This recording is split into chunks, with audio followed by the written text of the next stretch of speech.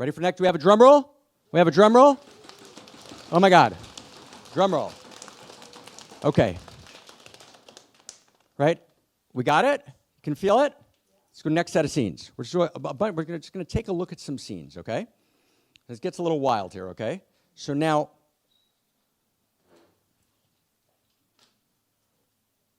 let's take a look at 5D. We're not going to comment on these scenes. We're just going to look at them, okay? We got the time. Let go of the time. Let's just be here. Let's just be here. Here we go, right? This is 3 or 4 scenes linked, and this is when, right, what happens here is there's this realization that death's a real possibility, and Randall, as we're going to see initially, tries to avoid it. Kate doesn't, and in the end they come together, right? And in this movie, there's about 10 major figures, and most of them undergo no transformation. 2 of them undergo transformation. 1 of them is Randall. But these are the death speeches, if you will. But take a look. Yeah, so this has to be really exciting. So tell us what you found this time. I was monitoring exploding stars. Hold for a second. This is the first time when they're going to now appear on television. They're going to share this with the world, right? And this is the announcer who we're going to meet later in the movie. Right? I can't remember his name. Who remembers his name? I knew his name a month ago. I don't remember his name now. But there's this couple, right, that are actually holding the show who represent the win-lose metrics, and they're interviewing her, right, to actually share this great event, and this is her big chance to share it, right? And just watch how the conversation happens, and she doesn't know how to seduce him. She can't get him to pay attention. Go. To help measure the expansion of the universe, and For your PhD, right? Yeah. I saw something I didn't recognize. It was a comet. A big one. It's headed directly at Earth, and it really likely will hit. This sounds very, very exciting. Exploding stars, like stars actually explode. So how big is this thing? Could it like destroy someone's house? Is that possible? Well, Comet 𝗣𝗿𝗁, which is what it will officially be named, is After somewhere. her. Yeah, after her. Congratulations. Yeah, right. Win-lose metrics. You get a comet It's named somewhere after you. between 6 and 9 kilometers across. So It's big. it would damage the entire planet, not just a house. You know. The entire planet. Okay, well, as it's damaging, will it hit this one house in particular that's right on the coast of New Jersey? It's my ex-wife's house. I need it to be hit. Can we make that happen? You and Shelly have a great relationship. No, you stop. Listen, in all You fairness, need to stop. I will, but in all fairness, I actually paid for the house. I'm so sorry. I'm sorry, are we not being clear? We're trying to tell you that the entire planet is about to be destroyed. Okay. Okay. Well, it's just something we do around here. We just keep the bad news light. Right, it helps the medicine go down. And speaking of medicine, tomorrow we've got a Well, two-part... maybe the destruction of the entire planet isn't supposed to be fun. Maybe it's supposed to be terrifying and unsettling. Please don't do that. And you should stay up all Please. night, every night, crying. When we're all 100% for sure gonna fucking die! Hey, So could you please help us out here, a wise scientist? well, first and foremost, Bree, there most certainly is a comet. All right. And we know that there is a comet because we have the data. There has been growing concern within the scientific community as of late. You see, the peer review process is absolutely Well, listen, essential if for all of Bash's us to get stock- to the facts of, yes? Well, if Bash's stock is any indicator, then we don't have to worry about the peer review. It is going gangbusters. And listen, full disclosure, I bought as many shares as I could, and I would advise you to do this. You are such a shameless capitalist. Jack. Said the woman who will be in the brand new hot tub All on my right, back deck when okay. I put it in You from know the me too stock. well. For sure. That's right. That's right. All right, Dr. Randall, you sure you're okay? You want a glass of water? I don't feel so good. All right. So I think what we'll do is we'll go to commercial break, and we will be right back. Please, Bree, don't.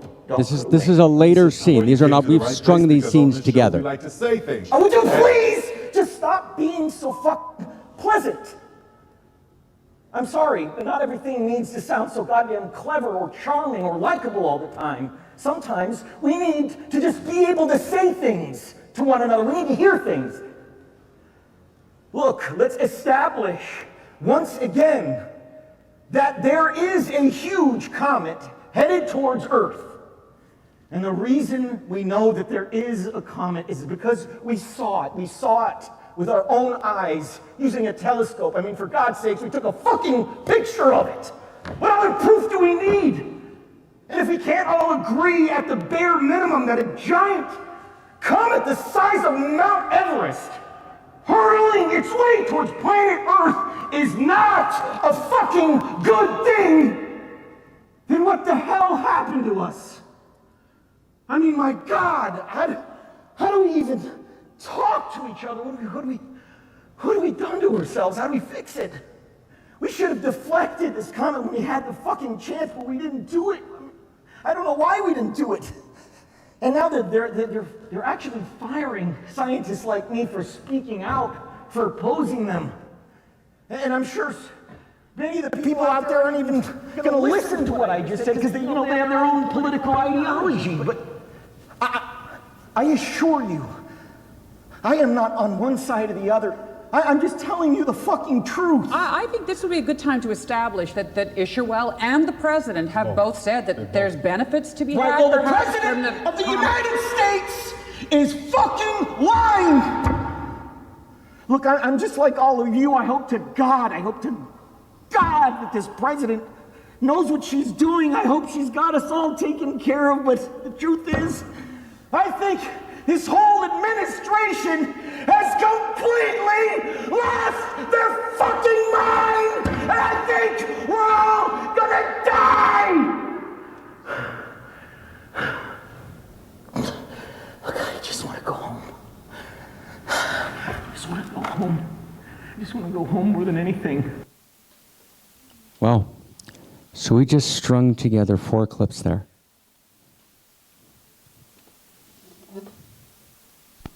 Randall Mindy, after that first clip, when she walks off, Kate actually gets co-opted by Peter 𝗟cie, who's the head of Bash Industries, who kind of is the industrial plex. He has an affair with 𝗏𝗏, which is a whole scene we'll see.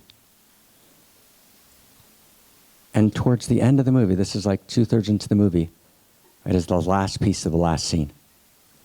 And did you hear what he said? He said, we can't even talk to each other anymore. Did you hear that? What have we done? We can't have a conversation. We can't even establish a simple fact. Who caught her eyes as she's watching him 𝗏𝗏? Who caught her eyes? Who caught her eyes? Who saw her eyes? Right, just completely glazed over like, he's not. And she's got other information. She's what the president says, what Bash says. And he says, they're lying. It's like unimaginable. And it's a wild scene. And it takes him the whole movie to find himself.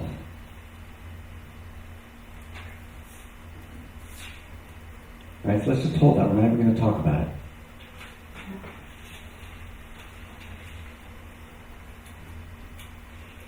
I'm looking at another set of clips now.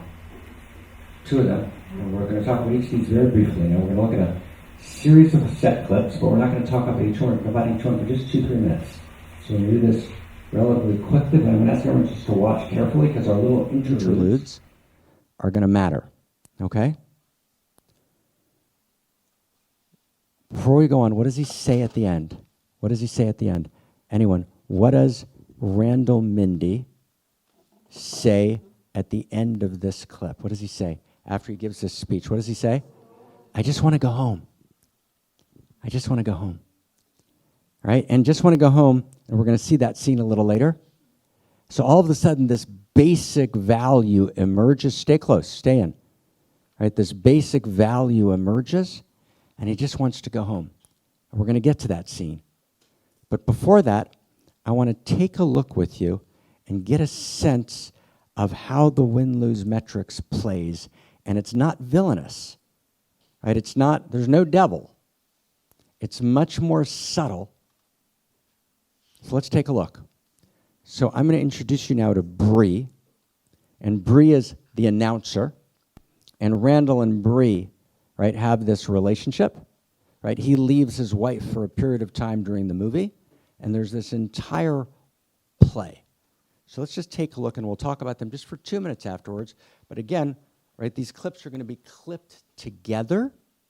They're going to be clipped together, so they're not happening, right? We've taken clips like we just did from 5, 6 different places in the movie, so you can actually begin to get the thread of what's happening. So we're retexting culture and actually seeing it with new eyes.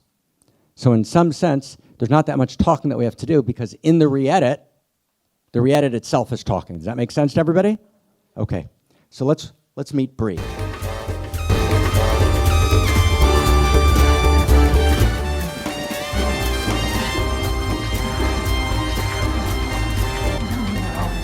We're all gonna die. Hold that. Tell me we're all gonna die. So what did you see what she did? Right? So she basically took, right, the we're all gonna die to a pseudo-Eros move, and that was the way she was able to relate to it. It's a fascinating move. You could write a long piece on that. Lacan already has. But she grabs it, and she pours it into fuck, because she doesn't know what to do with it, and she doesn't know what to do with it in fuck. Right? You actually could do something with that in fuck. But she doesn't. She just, right, it's an unconscious personality sexing move, but just notice the move. Okay, take us in. Here we go. Tell me we're all gonna die. Do it. We're all gonna die. Oh, Boy. I've just realized we don't really know anything about each other. Scene 2. True. This is afterwards. Time I try to ask you about your life, you seem to just tell me about your favorite restaurants. Well, I just despise the getting to know you part of relationships. So. Oh, okay. I understand. Okay, let's just get it over and done with. You actually could do something with that in fuck, but she doesn't. She just, right, it's an unconscious personality sexing move, but just notice the move. My Okay, take us in. Here we go. Invented the flash freezing process, so I come from grotesque money, but I got away from it by getting 3 master's degrees. I've been divorced twice. One was a Secretary of State, and the other one was a sport fisherman. I have slept with 2 former presidents. I speak 4 languages, and I own 2 monies. Charming win-lose metrics all the way. 2 former presidents. Wow. My turn. All right. Well, my father was a middle school geography teacher. My mother, she cut hair out of the kitchen. About 2 years ago, our family dog Jojo died, which was really, really emotional. I can't remember crying that much ever. And I finally got my Star Wars poster signed by Mark Hamill. It's in the garage. It's yeah. Okay, good. That's done.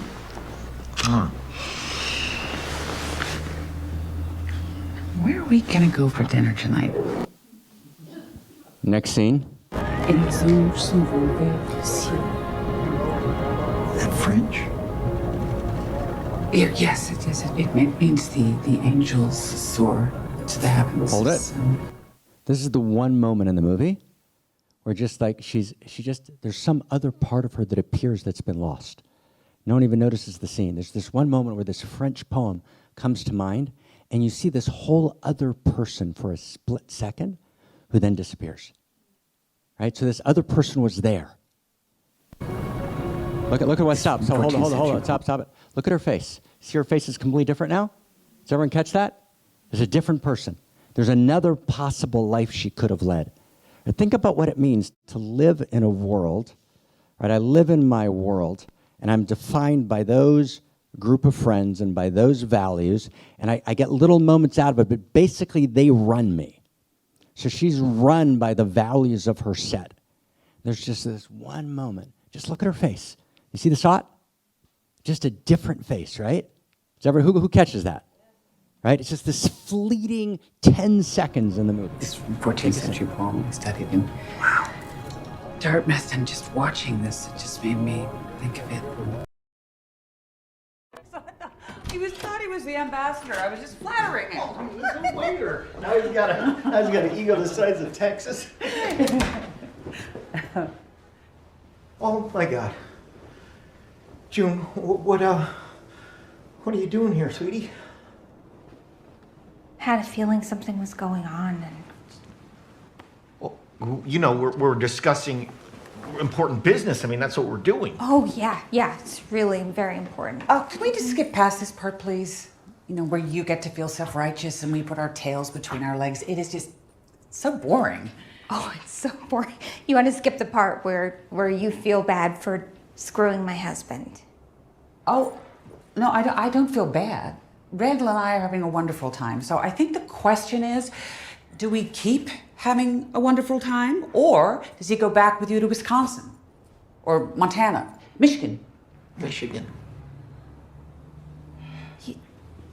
You know, she is actually right. That's the only question. So, Well, June, sweetie, sometimes in life things are, you know, they're complicated and they just... okay.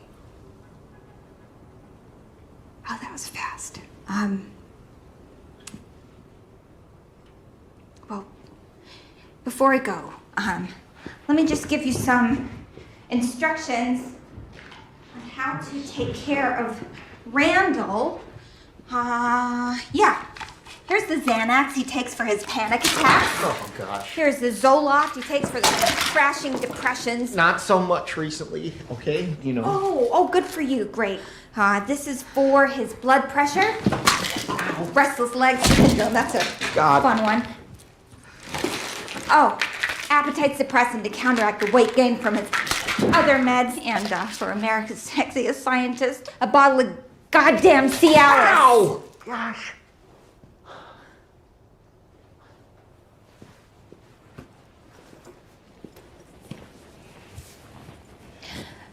Goodbye, Randall. I guess I'll just tell your sons that Dad's fucking the lady on our television. June, I really thought for a second that was going to work out. Hold for a second. Hold. So this scene now, right, and bless you, right? So the previous scene, wife comes in, right, and the scene is a caricature scene, right? It's actually not a... It doesn't actually work out anything which is a vision, but it creates the clash. Now, he's now just given the speech on television where he says we're all going to die. So he's stopped cooperating, right? He's now kind of given that speech. We saw a couple of things back. They take him off the set, and she goes to see him in the car for a second. He's got a hood over his head. That's 𝗟𝗏. She comes in. Take us back to the beginning of that scene. Why'd you do that? I really liked you, and I despise most people. You know, I really thought I loved you. Really? Wow. Oh, that's wild. She doesn't even, right? And it's that notion of like, I really thought I loved you. It doesn't occur to her as a possibility.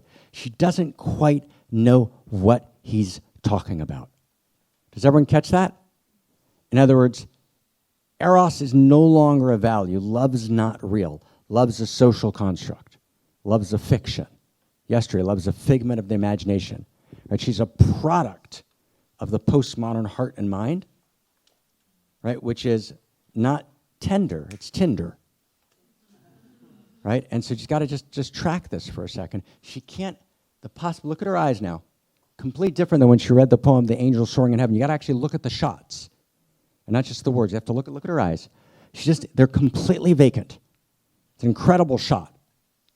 Right? It goes by for a second as you watch, like, look at that.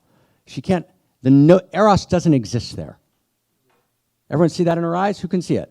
Just hands. Who can see it, right? So take us in, David. Oh, that's wild. Yeah. Man, we need to go. We gotta get this man off the grid. Still there? No. Does everyone get that? That was her moment. That was her path diverged in the woods. She could have taken a different path there. There was something else to do there. She kind of considers it for a millisecond, and she can't do it. But actually, that's her moment. Now we're at the end of the world, right? In other words, the meteor is about to hit. She's with her co-host. Bree's with her co-host, and I apologize. For some reason, his name just evaporated from my mind. What is it? Jack. She's with Jack, okay? Right? So Bree and Jack.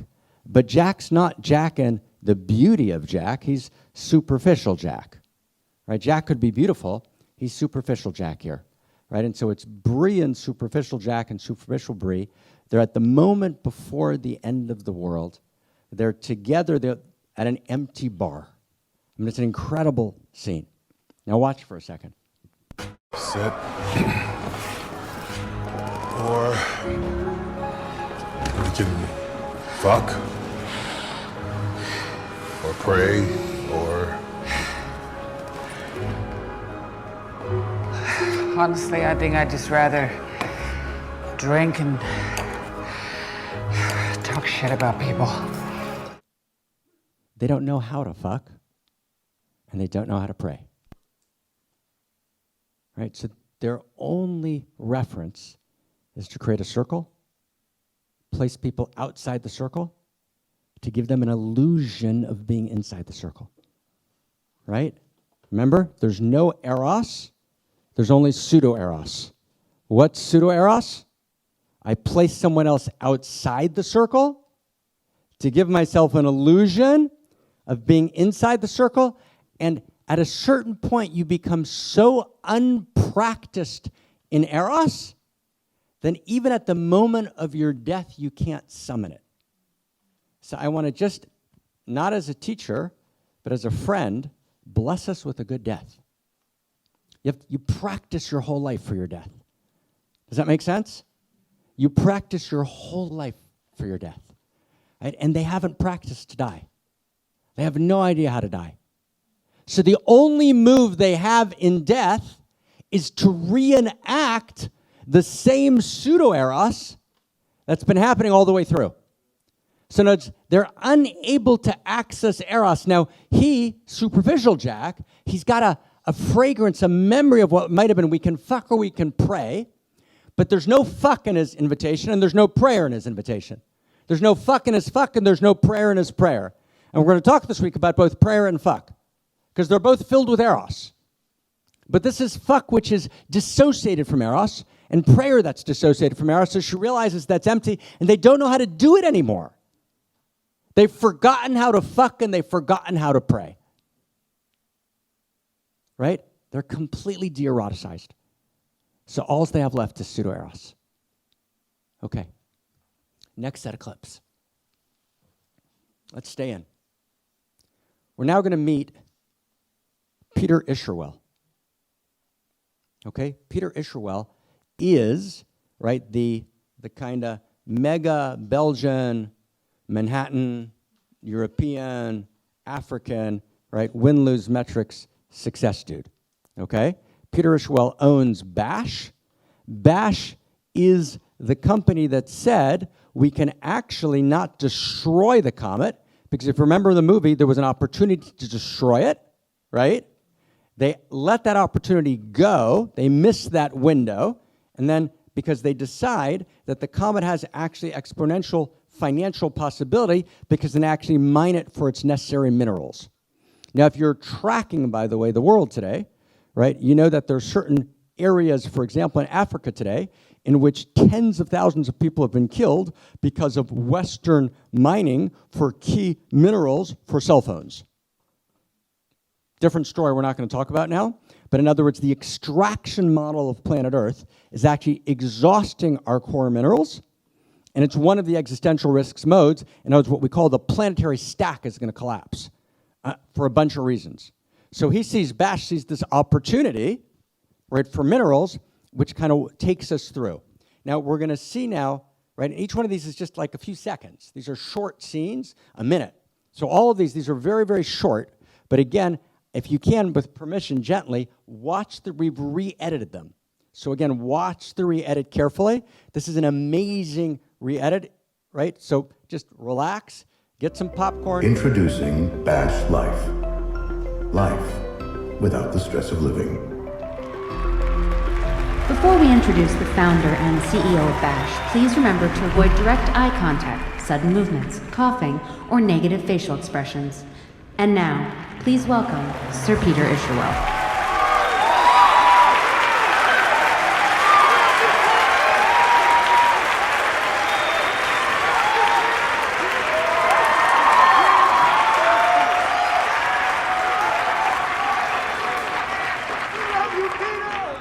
Hello, everyone. All of my life's work, really, I see, has been driven by an inexpressible need for a friend who would understand and soothe me. And you know, now all those years of work have come to fruition with 𝗏𝗏 Life. Our new 𝗏𝗏 14.3 phone is fully integrated into your every feeling and desire without you needing to say one single word. If I feel sad, afraid, or alone, the 𝗏𝗏 14.3 phone, when set to the life setting, instantly senses my mood through blood pressure, heartbeats, and... Your vitals show that you are sad. This will cheer you up, Peter. you are my best friend. You are my best friend. And you really like you. You make me happy, best friend. That video. It also, seriously, schedules a therapy session with a nearby professional so we can make sure that these sad feelings never, ever, ever return. May I say something, Mr. 𝗟𝘁? No.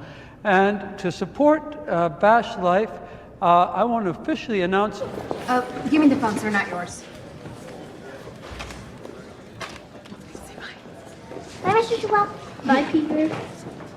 I love you, Peter. Are you sure that the video of the puppy on the rooster is... Hold it.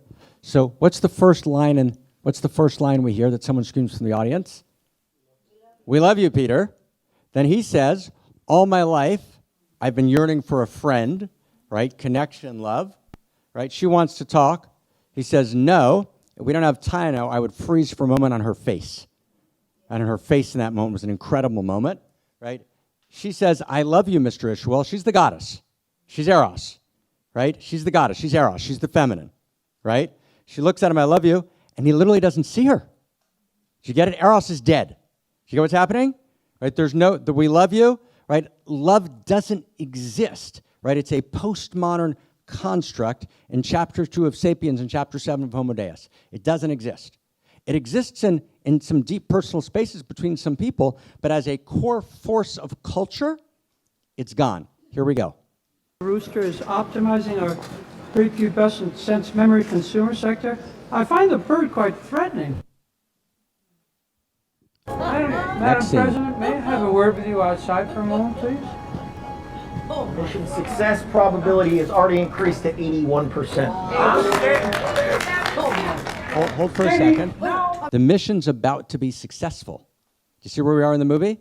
They're about to take down the comet, and then 𝗟𝘁's scientists have done a reading of the comet, and they realize that they can capitalize it. Its financial potential. They're at 81% potential of success, and then 𝗟𝘁 says, can I have a moment with you? Because actually he's running the story, right? Because politics are every 4 years, every 2 years, and are not driven by the people who are actually, right, in power. So what would Homo in politics actually look like, right, is a great question, right? So he says, Peter says, 𝗟𝗍 now. That's his response, right? 𝗟𝗍 now. All of a sudden the mask drops for 1 second. 𝗟𝗍 now. The mission's about to be successful. Here we go. 𝗟𝗍 No, now. I'm so sorry. I'm so sorry. Peter, I can't. That's the president, right?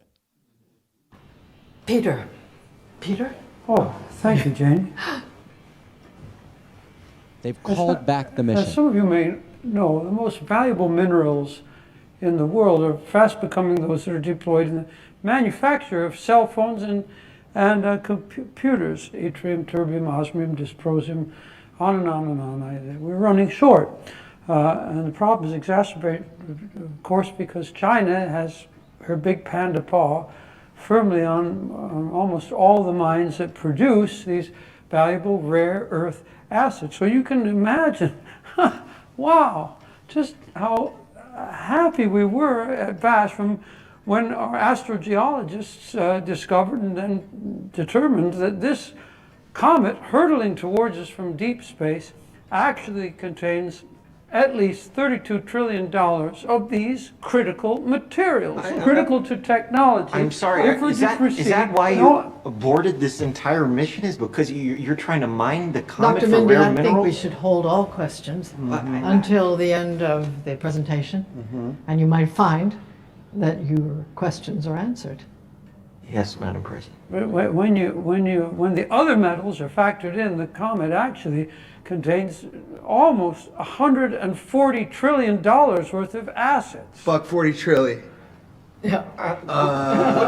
What do these trillions of dollars even matter if we're all going to die from the impact? I was about of to this ask comet? the same question, Janie. Yeah, Janie, why wouldn't we consult? In all due respect, Madam Oh President. no! this What is if we're highly rich and we're dangerous. Come safe? on. Obviously, one giant comet is a major and existential threat to our planet, but 30 smaller meteoroids we can handle. Our beads, that stands for 𝗏𝗏, explore and acquire drones, as you see here, attach themselves to the comet and scan it with nanotechnology developed by a Nobel Prize winning scientist, Dr. 𝗟𝗏𝗁. And then we immediately deploy, don't we, Nobel and 𝗏𝗏𝘁 Prize winning scientist, Dr. Inez's micro-targeted quantum fission explosives, you see, deep into the object. Dr. Inez, would you like to explain what's happening? Thank you, Peter. We've been developing phase fission reactions Hold it for a in second. the �CERN. Now just look at her face, the Nobel scientist. She's not a bad person. Did you get that? She's a mother to 2 kids, 3. She's not the devil. This is what you got to understand. In other words, the data scientists, the Nobel Prize winners, right, who should be creating social structure and infrastructure, have actually been co-opted, right, all actually across all sectors. Because once you win the Nobel Prize and you win $500,000, what do you do next? You need research. The research needs to be funded. The government's not funding it. It's funded by private sector. So at this meeting, how do you actually discern truth? Right? He trots out a couple of Nobel Prize scientists who don't look at all like the devil. She actually looks, just want you to notice this, they did this very well, extremely trustable. Is that right? Who gets that? Who just gets that? She looks completely trustable, doesn't she? Okay, let's take a look. Fission reactions in the �CERN particle accelerator that can splinter the comet into smaller pieces with breathtaking accuracy. These segments are then steered and decelerated by each bead into the Pacific Ocean for reclamation by waiting U.S. Navy ships. When these... Hold for a second. And there's some little place inside of her, late at night, at 3 a.m., that knows that she doesn't know that that's true. See, and that's the little place, that's the still, small voice that lives when all the meetings are over, and those little moments when vacation's over, it's 3 a.m., and I wake up, and that still, small voice knows, I don't actually know that that's true. Then we turn over, go back to sleep, and go back into the day. Let's go.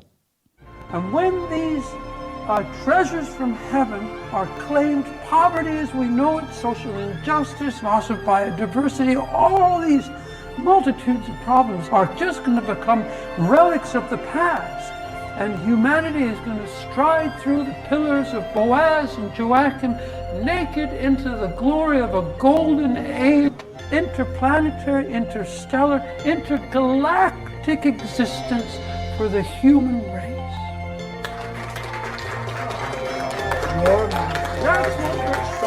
Hold for a second. And this next scene is critical. That kind of speech you just heard is Skinnerian. That is the way Skinner spoke. That's the way Pentland speaks, right? You actually watch. So for example, a couple of years ago, Time magazine's cover Google will conquer death. I just want you to track this. This is a very big deal, right? The language of the techplex is now utopian, right? The techplex has adopted a utopian, messianic, right? In the Avengers movies, I would call a Thanos-like speech, right? And again, tracking this is going to allow us to go to tomorrow and to the next day, and it's going to animate everything, right? So let's just track it. That speak is classical tech speak, right, which exists all over the plex now. If you track carefully, if you read Zuckerberg carefully, for example, who's influenced by Pentland, and it's all one group of about 25 people, it's a massive, not just techno-optimist, it's a techno-utopian, messianic moment. Does everyone catch that? And you gotta be aware of that. And just like messianic moments, right, in the old religions were beyond dangerous, and they caused every single civilization to fall, for the first time we have a global civilization. We haven't solved any of the problems, right, which sub-optimized the local civilizations. Now we have a global civilization, but this time the prophets, right, are techno-utopians with exponential capacity who want to use that exponential capacity to respond to existential risks in ways that actually dehumanize, right, our essential being. That's actually what's happening. This has nothing to do with right or left. This has nothing to do with conspiracy theories, which I detest. This is the structure of the techplex. This is the structure of a proto-utopian messianic world, which is at its core reductive materialist. Right? Meaning it holds that Eros is not real. Let's take a look. Okay, so this piece here is now, he's now finally finding his balls. Right? In other words, through the movie, right, he sells out, Randall, and now he's gradually finding himself, and he's going to have this incredible conversation with 𝗟cie, maybe the most important conversation almost of the movie. There's top 2 or 3. Here we go. Are you at all concerned about the sync on the beat explosions? I know the study shows how always questions, fears. Right. I have a report here from a Dr. 𝗟cie. You just take a look at this study. Oh, thanks. Listen, a lot of my colleagues, they've either been removed or resigned from this project, apparently for asking too many questions about this mission here. So I just want to make sure that you're open to this scientific peer review process, and you're not approaching this entire mission like a businessman, you know? What did you say? I want to know if you're... Did you call me a businessman? You do own a corporation. Do you think I'm just a businessman? Do you think you know me, doctor? No. Business? This is evolution. This is evolution of the human species. What are you doing bringing this? Do you know that 𝗏𝗏 has over 40 million data points on you and every decision you have made since 1994, doctor? I know Watch when you carefully. have colon polyps months before your doctor does. You've got 4 or 5 at the moment, actually. They're not concerned, but I'd have a checkup as soon as you can. But more importantly than that, much more importantly than that, I know what you are. I know who you are. My algorithms have determined 8 fundamental consumer profile types. You are a lifestyle idealist.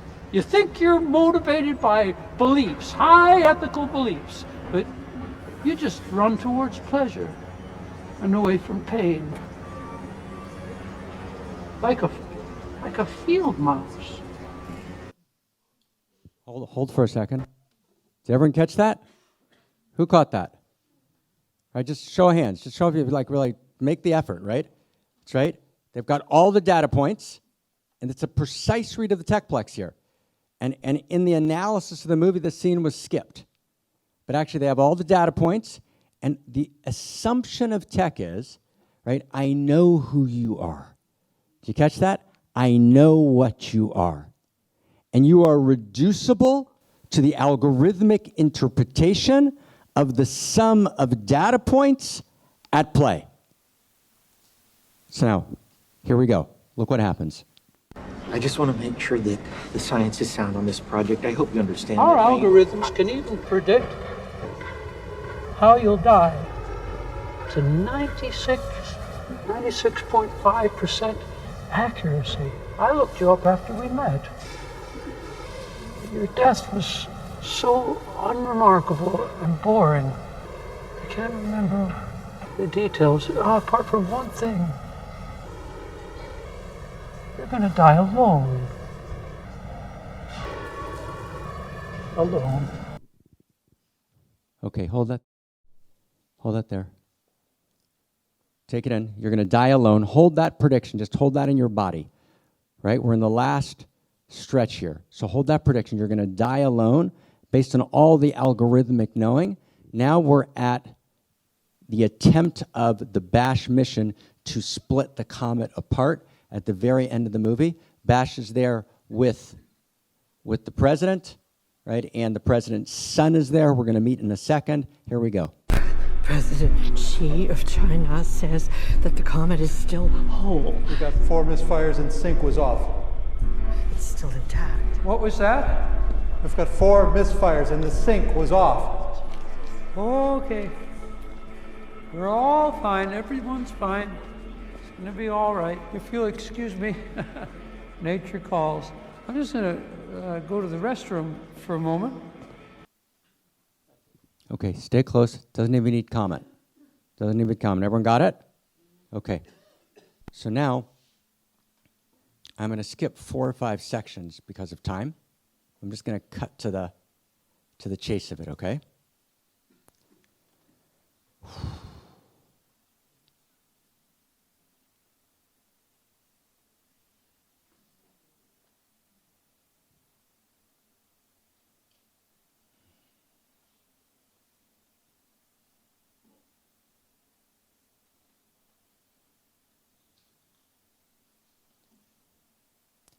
There's a term in the interior lineages which is called sweetness. 𝗗𝗵, 𝗗𝗵. And sweetness means that which is immeasurable, that which you can't touch, that which is not subject to data points. And we could talk, and we will tomorrow, a lot about this quality of sweetness. It's not an English word. The word sweetness in English doesn't catch it, but it tries to catch it. So sweetness comes up 3 times in the movie. So just take a look. Unrelated scenes. And we're now going to kind of head towards, it all comes together now, the next just very few minutes. So let's just see where we're going to go. Let's look at sweetness scenes. Okay? I'm starting to think that all this end of the world stuff's bullshit. It's not. It's definitely happening. I've seen it. Yeah, I don't know. I feel like if God wanted to destroy the earth, he would destroy the earth. You believe in God? Yeah, I mean, my parents raised me evangelical, and I hate them, but I found my own way to it, my own relationship. I'd appreciate it if you didn't advertise it, though. I won't tell anybody. I think it's kind of sweet. That's the first sweet. See this scene? Right? He's like, wow. Right? His name is 𝗟𝗄. They found each other. He doesn't think the comet's happening. This is going to scene. We'll see the scene in a second. And he kind of says, yeah, parents evangelical, wrong way, but I kind of found my way. And she's just kind of sweet. Listen to this part. This is a few hours before the comet ends. Although there are oceans we must cross, and mountains we must climb,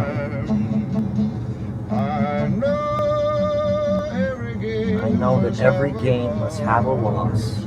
So pray Randall that our is driving loss home after that is television nothing appearance. but time.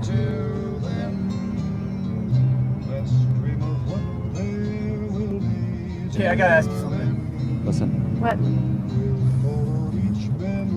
Dr. Minnie, can I be vulnerable in your car? Yeah, go ahead. I've met a lot of people, I've never met anyone like you, and I feel a connection to you on a level that... I don't know, I haven't told anyone else. And going on a limb, but do you want to spend more time together? Like, maybe even Get engaged or something? Wow. You laughing? No? I'm smiling. Oh, Sure.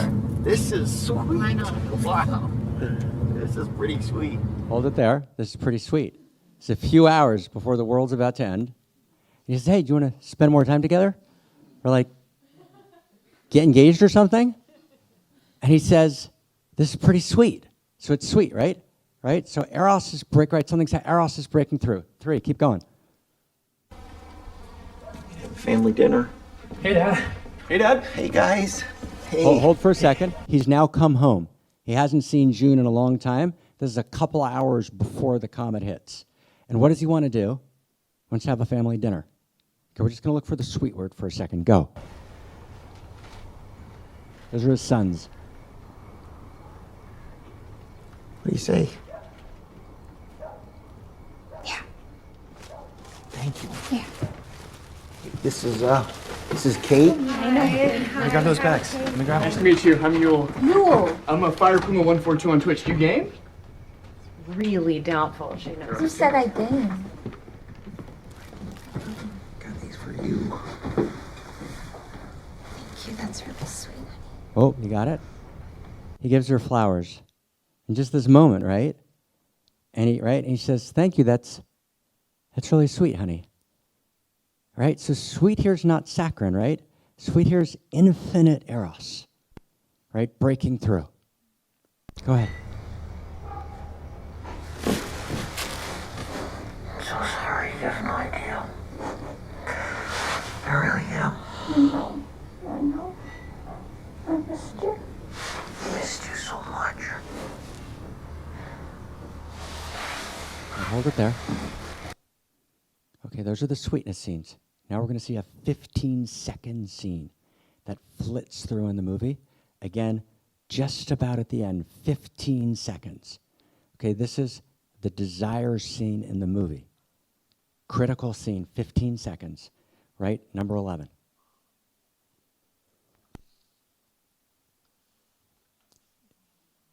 Want to make out? Yeah, why not? You don't say why not. It's like, makes me feel like you don't want it. Shitty. Sure, whatever. That's better. It's an incredible scene, actually. It just, right? It's a beautiful, but it's, right? So this is the moment. It's about to end, and yet there's self-evident value to desire. And he says, do you want to make out? What does she say? Whatever. Right? Play it again. Play it again, David. 15 seconds. Want to make out? Yeah, why not? Yeah, why not? You don't say why not. Say why not? Makes me feel like you don't want it. Feel like you don't want it. Shitty. It's shitty. Sure. Sure, whatever. That's better. That's better. So what happened? Right? So there's a self-evident value. We're going to come back to this tomorrow, the next day, of desire. Desire lives at the very heart of reality. And literally, in this moment of death, they know how to practice desire. And it's self-evidently valuable. And it requires a mutuality of desire. Right? Right. No, just, I apologize. Right. I apologize. Just apologies. Right. Just to feel it. Just feel like, right, this mutuality of desire. Right. And in those 15 seconds, everything disappears. They're in this value. Now, we're going to go back now. We're just about at the end.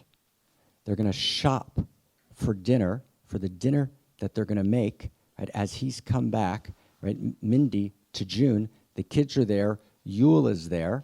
And who else is there? 𝗟cie, Yule is there. And Kate's there. And what's his name? Give me his name. Help me, right, of the wonderful black man. That's right. What's Teddy, right? Dr. Teddy, who's a big hero of the movie. We have a whole set of scenes about him we won't have time to show. Right, but he's a great guy. He's there also, okay? So now let's go to, it's again, these are all just a few second scenes. Few seconds, they're shopping now, right before that dinner. So let's take a 10-second look, right, at the shopping scene. And I think, David, and I'm hoping that it's called the shopping scene. Okay? Awesome. Let's go shopping for 20 seconds. Look at this, Kate. They have wild salmon. Look at the difference between that and the farm-raised stuff. You see how that looks just, I don't know, looks fake, right? Hey, why don't you go find some, what are the little potatoes called, the tiny ones? Fingerling potatoes? Yeah, Oh, I fucking love fingerling potatoes. let's get finger. Do you want to say something too? Oh, it's beautiful, yeah. What up, world? Jason Orlean, Chief of Staff, United States. I've been noticing a lot of prayers recently for people during this time, and I commend that. But I also want to give a prayer for stuff.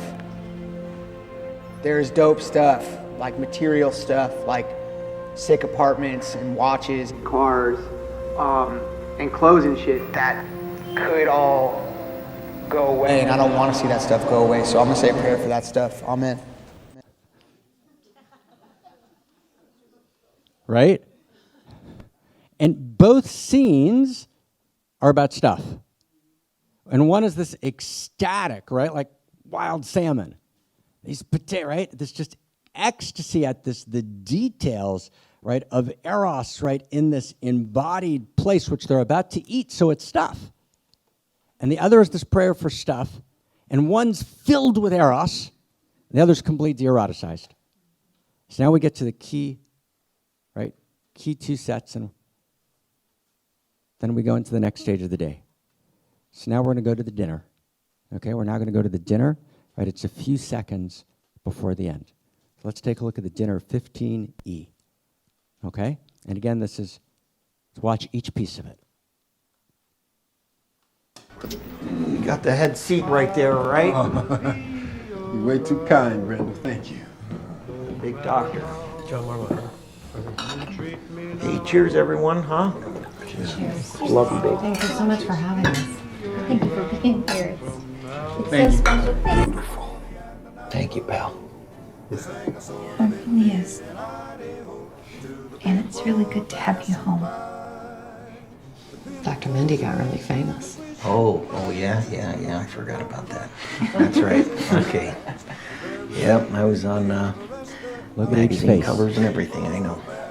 You looked great. I'll take your shots.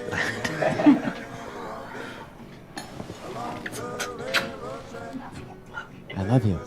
I'm thankful for that night. I fell asleep out in the backyard. Woke up face to face with a baby deer. I remember that. Yeah. It was the best day of my life.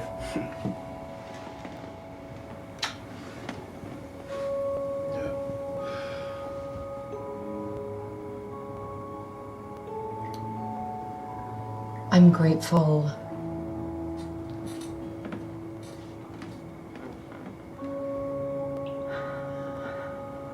Grateful we tried. Man, oh man, did we try. I'm grateful we tried. Well, we're not the most religious here in the Mindy household, but should we say amen? Should we do that? I mean, don't look at me. I don't know how to say why you just say amen. I don't. Just, I got this. I got it.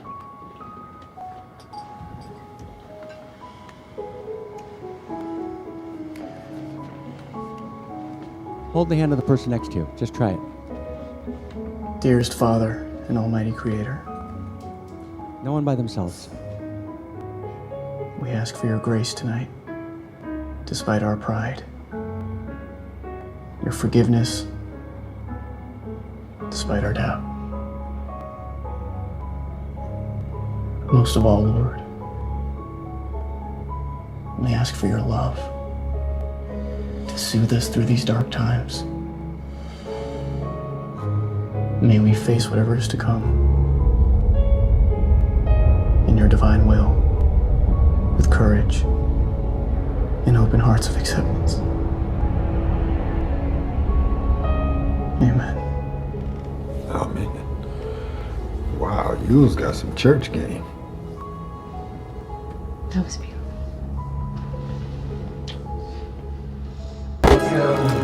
I'm definitely gonna have some more of this apple pie. It's so good. Oh, it's actually store-bought, but you really can't tell. If I'm to be completely honest, which at this moment, why not? I actually like the junky taste of store-bought better than homemade. Oh, you gotta be kidding me. No. I'm not kidding. No, I know what he means. It's like a childhood memory thing. Nothing's better than homemade, right? This coffee doesn't taste store-bought, is it? I grind my own beans, yeah. Yeah, that's kind of a coffee nut. Serious, every time you have coffee, you have to grind your beans? Yeah, Randall is very particular about his coffee. You can get that way about tea. The thing of it is we really did have everything, didn't we? We really did have everything, didn't we? I mean, when you think about it.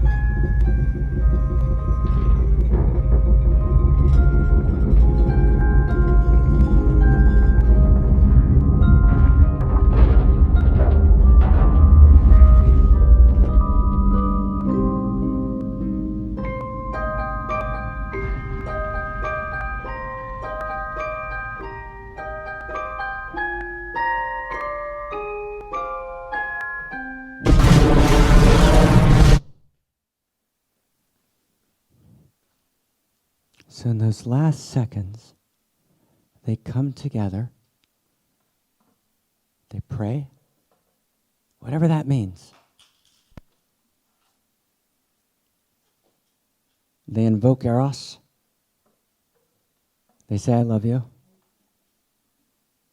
They realize they had everything. They do gratitude. And they say, we tried. And that's good. We tried.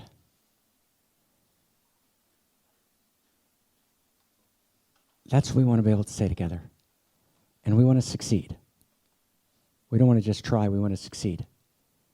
But can you imagine saying we didn't try? Can you imagine that we actually couldn't look up? They didn't know how to do it, right? The whole movie is a testament to culture that kind of sees it but doesn't know how to do it. And there's this understanding. We don't quite know how to do it, but we're reaching for something, and there's value, right? There's Eros, right? There's mother, right? There's relationship. It's real. Cha. Cha.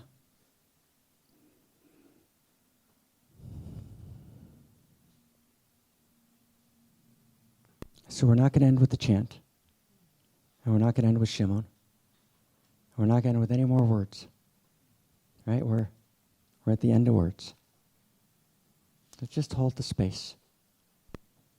And we're going to spend the week trying. And I truly trust that we actually can do this. Right? We actually can change the vector of history.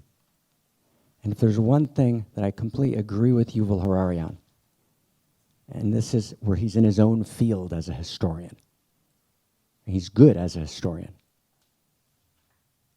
He says, citing any number of studies, but correctly, the only thing that ever changes history, his story, is a new story. That's the only thing that ever changes it. When we're in the Renaissance, at that time between worlds, at that time between stories, with Da Vinci and Ficino, right, and the men and the women, Paul Tillich points out, and we've invoked him 1,000 times, Paul Tillich points out that there weren't more than 1,000 people involved at the core of the Renaissance. That's it. So friends, we're in Florence right now. We're in Florence right now. We're in Florence. We're part of those 1,000 people. And we have a sense of how to do this. Not a dogmatic sense, not without uncertainties. And we want to look away. But it's real. It's absolutely real. And as we take our steps in our business, in our lives, in our relationship, in our houses, in our building, which occupies almost all of us, can we actually step out and take our place at the table of history? That's the invitation. That's the invitation that we issued that night in 2019, right, in Belgium. Imagine that we could actually evoke here a new Florence. And believe me, in Florence, they barely knew the Renaissance was happening historically. Most of Florence was against, and most of the Medici family was against, right, the private funding, right, of Da Vinci and what they were doing. So it wasn't popular in Florence. It was considered absurd. But what they did is they told a new story. And it was the story of modernity. And to the precise extent that they got the vectors of that story right, it birthed the great dignities of modernity. But to the precise extent that they collapsed pieces of the story, it birthed what Habermas calls the disasters of modernity, which exponentialized, brought us to this point in time. So what's ours to do is to tell a new story. And sometimes that'll mean being late for lunch. Sometimes it'll mean being a little off schedule, right? It's to tell a new story of value rooted in first principles and first values, and we cannot fucking make that up. There's no shortcut. Every line we write has to be profoundly researched, carefully checked. We need the intuitions of the goddesses. We need our wings to soar. We need our hearts wide open. We need mad commitment and mad love between us. Because it's the love between us that more than anything will generate the companions who become the Unique Self Symphony, like there was a Unique Self Symphony in Florence of 1,000 people who actually resonated with each other and loved each other madly. In every way, they loved each other madly. There was actually a Unique Self Symphony of mad love in Florence that was birthed. There was a genuine Eros. Wow. And now it's ours to do. Now it's ours to do. Let's try. Silence of presence. Just hold the space just for a minute or two. And then we'll hear what the next steps are. But let's just close our eyes for a second and be at that dinner table. Not yet at the lunch table. Let's just be at that dinner table and not miss this moment. Let's try. And to quote the movie, amen.